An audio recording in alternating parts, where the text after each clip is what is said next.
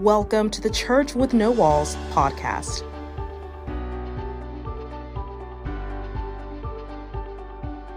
This is Ryan Dearbone, and we are pleased to be joined by the Chief Apostolic Officer of New Direction. He is also my frat brother and one of the smartest, nicest guys you're ever going to meet, Stacy Spencer. Stacy's pleasure to have you on. Thank you, Ryan. It's good to see you, my brother. Thanks for having me on this wonderful podcast. Absolutely. And so as we've kind of emailed back and forth, the purpose of this podcast is to kind of talk a little bit about how church and what we've known previously, the in-person church, has evolved, not only from the pandemic to now, because now things are not quite the same. And now, Stacy, I know you have been, when I look at your social media, I look at your Facebook, you are, I would say, probably one of the people who have used and utilized media, social media, probably the best. One of the people who I see, like, you're constantly putting videos out. You're using your social media to engage people who are not only in your flock that are there with you, but people outside of it. So talk a little bit about, I know you were doing this before the pandemic. What kind of got you into that space, and how did you kind of create your system of how you moved from just the inner sanctum of a church to the outer workings for everyone to be a part of?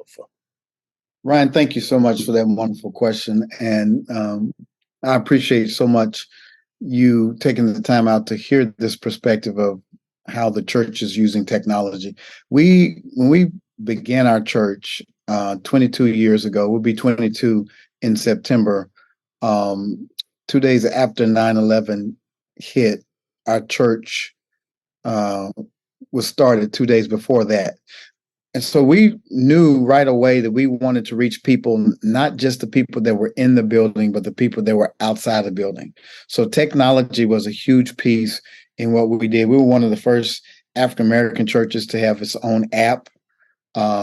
We made sure we had a website. We used Facebook, to try to communicate with our members.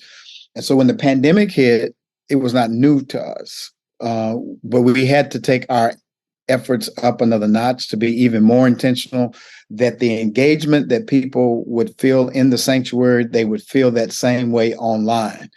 And so now our unique challenge with this hybrid experience of having inline worship and online worship is to make sure that both platforms get equal attention, so that if you're watching from your home, you still feel as engaged as you would if you were in the building.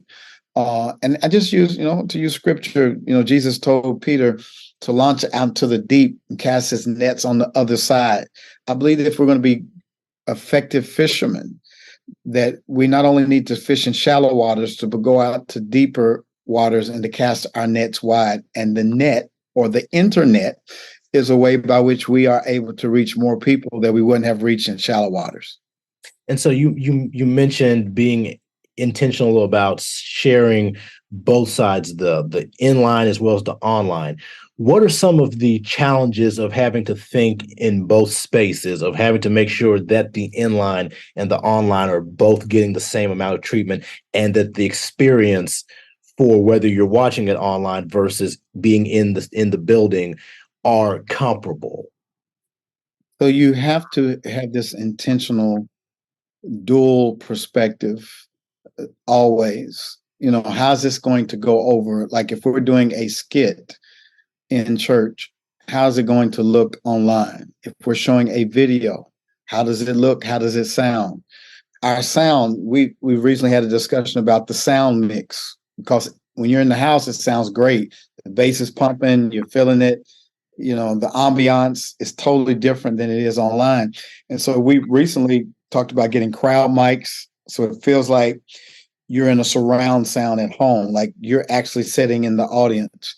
We want to make sure that the quality of the sound in the video is up to par, so that you don't feel like you're just a spectator. As a presenter, as a preacher, as a communicator, I have to be intentional about not only looking at the crowd, but looking into the unblinking eye of the camera.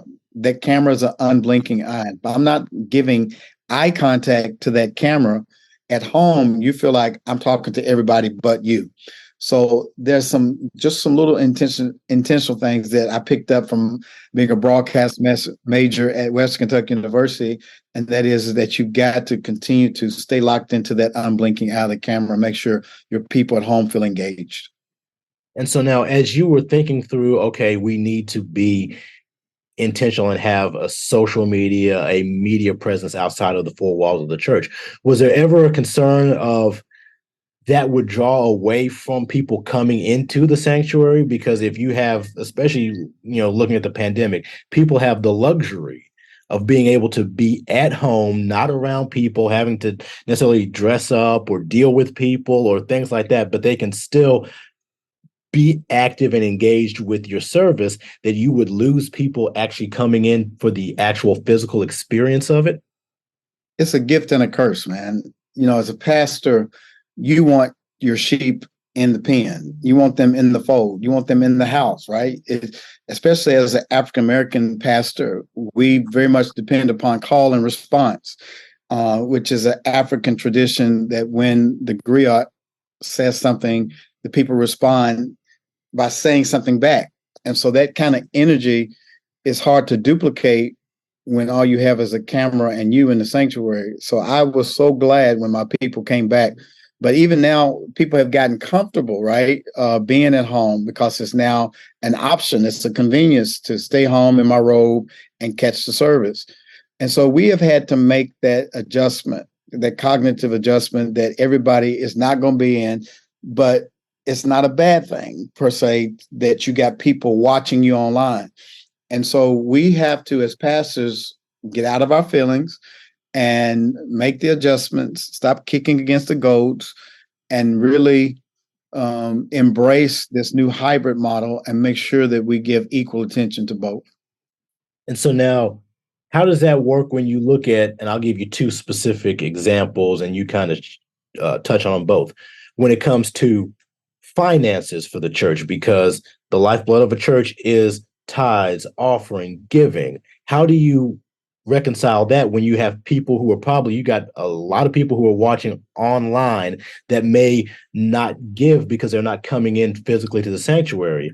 And then on the other end, trying to be active in the community and having community events and having your members partaking in those, when again, they've become complacent being at home. So they may never walk in the doors of your church again, but they're considered members and they're not actively working with the church in the community realm. It's a challenge for sure, but here's the bright side of that. When we were in the pandemic, our offering went up. It was the most miraculous thing, and I'm not the only pastor that experienced that. But I think people were afraid. People wanted to stay locked in to their faith community. And one of the ways to do that was through giving, and giving went up. Now, when we opened back up and we went back outside, people had options again. And so their discretionary income had other places to land. And so quite naturally, the giving came back down. So philanthropic giving across the board is challenging right now with where our economy is. But one of the things that we always remember at our church is that people give to mission, not maintenance. And so as long as a church has vision, it will have provision. And so I continue to try to articulate the vision that we want to change our communities by building affordable housing. We have a strong youth ministry. We're fighting for social justice in our city. And so when our members and constituents see the work that we're doing, it's not hard for them to continue to sow seeds in good ground. So rather than cry over spilt milk or people staying at home, we try to keep the vision in front of them, whether they're in the house or at home, because people give to mission, not maintenance. Absolutely. So now for you as a pastor, as the leader of this church, how has it changed the way you view your role? Because obviously there is, like you kind of said, there is a changeover, there is a difference now. How has it changed your role or the way you view your role as the pastor, as the leader of the flock? Oh my goodness, what a great question. Man, it has changed tremendously, right? Because gone are the days where all you had to do was get together a Saturday night special. And that's when a pastor waits a Saturday night to get his sermon together, which I don't do, by the way. I try to have my sermon complete by Wednesday so I could get it to my production team because, again, we have to get skits together. We got to get the lower thirds together for our pro presenter. It's a lot of technical stuff that goes along with my sermon. But my role has shifted in the sense that I'm not just a communicator of the gospel through preaching. I'm also a content creator. So now I have to prepare my podcast. I do a Bible study on Tuesday called Real Talk. My wife and I do a podcast called Strengthening Love and Sex in Christian Marriage, trying to help married folk strengthen their marriage around intimacy. I do prayer, live prayer on Wednesdays and Sundays. And so there's a lot that goes in. I have to create a content calendar. I'm primarily the visionary and the teacher of the church. And so I have a lead pastor, an executive pastor who helps to execute on the vision, who manages the team and the staff from day to day, which frees me up to do what? To be visionary, teacher, and content creator. So a lot has changed from the old model of just showing up on Sunday and going and visit some people. It takes a team of people now so that I can be freed up to do some high level stuff and make sure that we engage the people in the house and online. And now, did you see in the pandemic know of churches or pastors that just were bent on not making that change and that decision to, we need to move over to a virtual world as well as the world we exist in to survive? Did you see any of that? And, how did that turn out from what you saw? It didn't turn out good.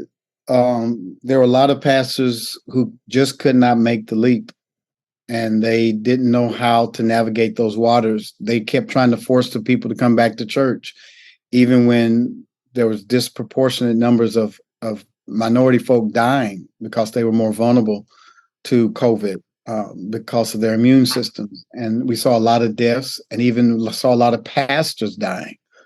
So it was very detrimental for those who could not make that jump. Then on the other side of the coin, I saw people step up and come, and we gave advice to some pastors. We sent staff over to certain churches and helped them to get set up so they could go online for the very first time. And so some of them were not only able to survive, but they're thriving now. So there's an old adage that says, if you don't change, you die. And so we got to continue. The gospel stays the same, but our methods have to change in order for us to continue to be effective to reach this next generation. And now let me ask you this. Some people would make the claim, and maybe some of these are the pastors that couldn't or wouldn't make the transition, that by going on social media, by having a TikTok or a Facebook or whatever, you're becoming secular. You're secularizing the word. You're maybe taking away the true intent of religion to become more worldly so that the world can see you. What would you say to that? I say it's exactly what Jesus did. Jesus went to the well and talked to a Samaritan woman, which was a social taboo twice. Number one, you're talking to a woman that's not your wife in public. Number two, you're talking to a Samaritan, because Samaritans and Jews didn't have anything to do with each other. Yet Jesus did. Jesus also went to Matthew's house, who was a tax collector. They were despised, equivalent to our drug dealer of today, because they made their money at the expense of their own people. But yet Jesus went to Matthew's house and had dinner with him, and the religious leaders were like, why are you eating with scum like that? And Jesus says, I didn't come for those who are already well. I came for the sick. And so my model is Jesus. He engaged people that other people bypassed or tried to avoid. That was who he was. The Bible says the common people heard him gladly.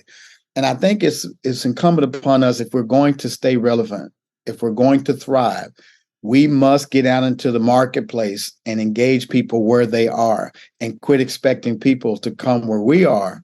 We are supposed to be salt of the earth. We are catalysts. We are change agents.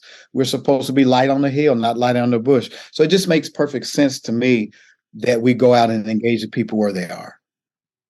And so with that, do you think at some point we're going to get out of a place of having brick and mortar churches because everything is going to move virtual, or it's going to be so much virtual religion, virtual services that there won't be needs for buildings for us to have? Because, you know, they talk about being church without walls and being outside of the walls. Do you think we'll ever get to that point where there's no longer physical, if you want to say monuments or physical entities of churches?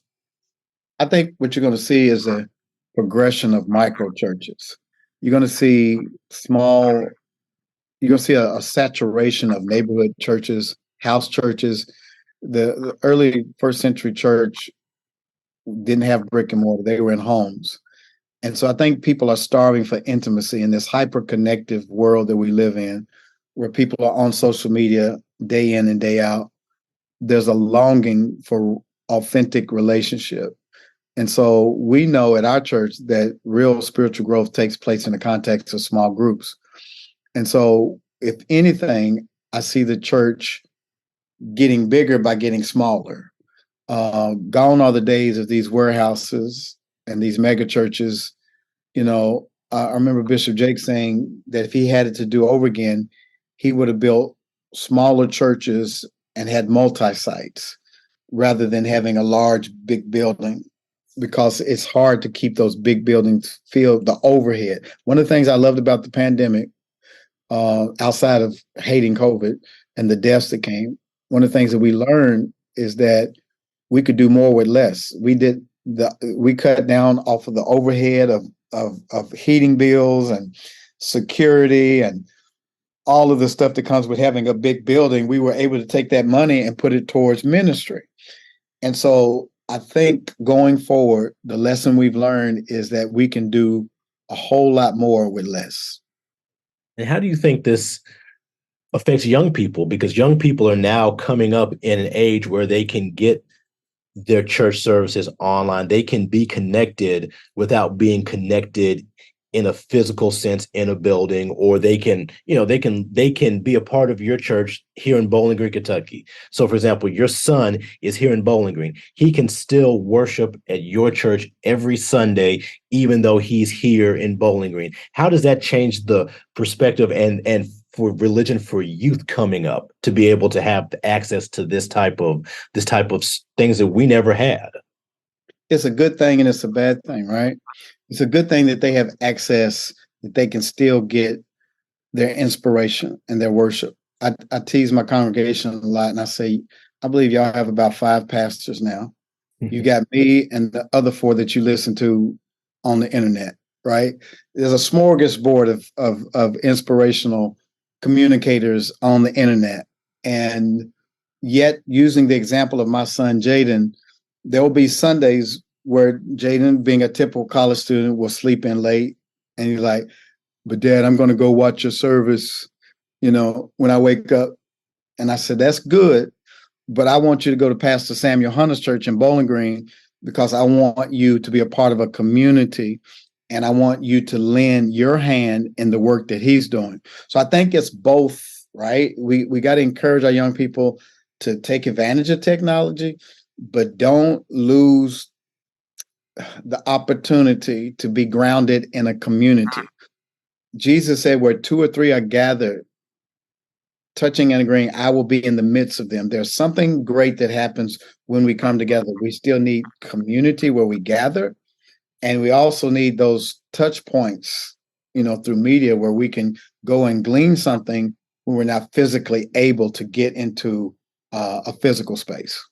And that's a great point. And I look at it from the fact of the Black church is a unique organism from anything else because of, like you said, call and response, being able to have that moment where, you have somebody who's maybe they get up and they shout and they run across the sanctuary because they're so filled.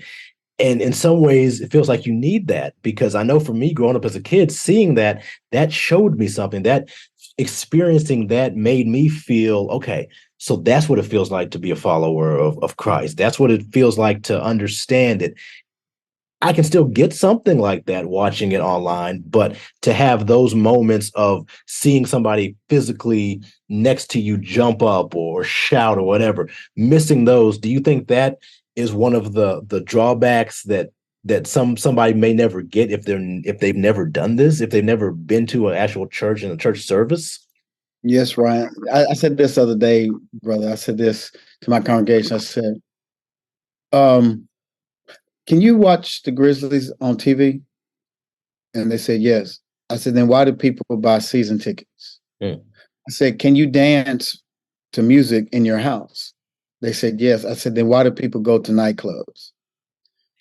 We go because we want to belong to something bigger than ourselves. We go because of the fellowship. We go because we want human interaction.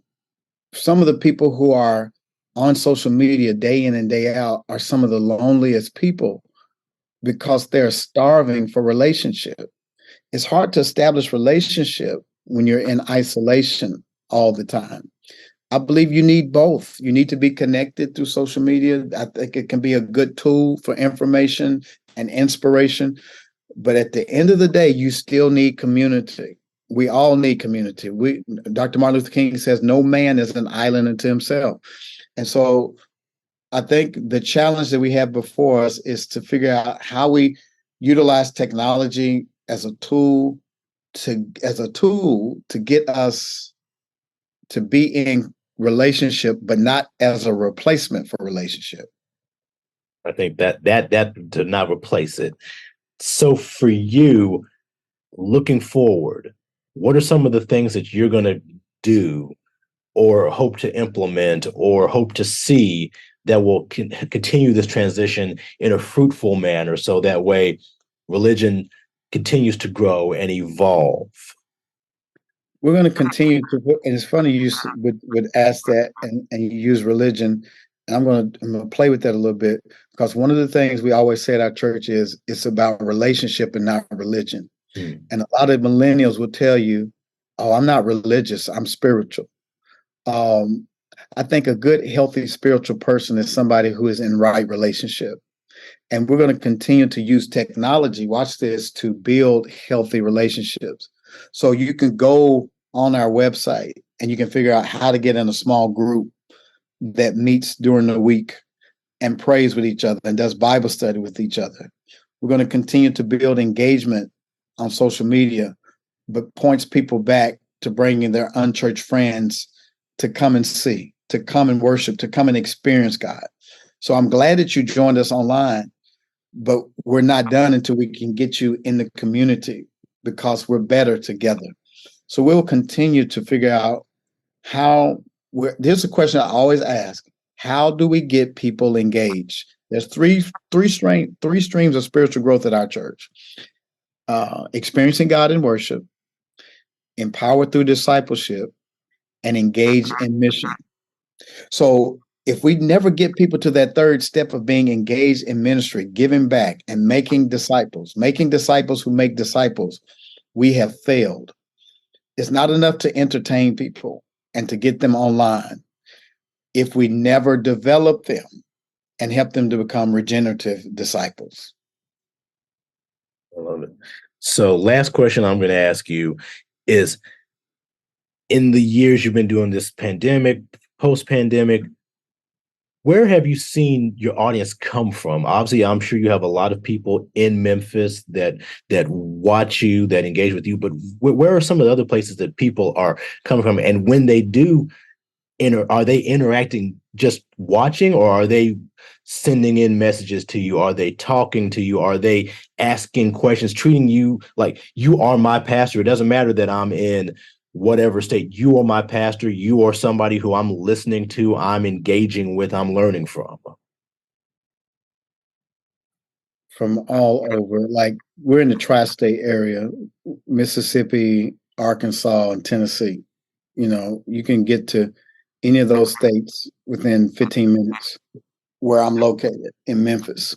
And I'm seeing people that are coming from those three different areas. I'm seeing people that are logging in from Florida, from Texas, from Atlanta, from Hawaii, from Africa, and they are engaging. And again, pastoring today is different than pastoring 20 years ago or 10 years ago, because pastors today, we're always on. I'm checking what I call my traps. People are DMing me. People are inboxing me. People are commenting. One of the ways that you have to keep engagement online is you got to comment. You got to talk back to the people who talk to you, because after a while, if they comment and you don't say anything back, it's like, oh, he's not looking. So they become disengaged. So engagement is really a big challenge for me. Is how do I engage with those people that are not in the city? How do I stay connected to them? That's the challenge. But ultimately, I try to make sure that I get those people connected to small groups so that they are in relationship and have accountability and have people who can touch them so they don't feel like they're just a number. Well, I appreciate your time. You've been listening to the Chief Apostolic Officer of New Direction, Stacy Spencer, who has given us some powerful words and some, I appreciate it. I've heard you preach, so I already know, you're fire. But being able to talk with you and kind of break this down has been great, because you put some thoughts in my head and just some thoughts in general of like you don't even think about. So no, I appreciate you. Thank you, brother. You helped me flesh out some of my thoughts and put some method to my madness. So I need to go back and listen to it again, because you helped me to come up with some strategy on how we become more effective using technology as not a replacement, but as a tool for relationship. You can learn more about Stacy and New Direction Christian Church by heading to n2newdirection.org. That's letter N, number 2, newdirection.org. Or you can find them on Facebook, Instagram, and YouTube. Thank you again for tuning into the Church with No Walls podcast. I'm your host, Ryan Dearbone. Be blessed.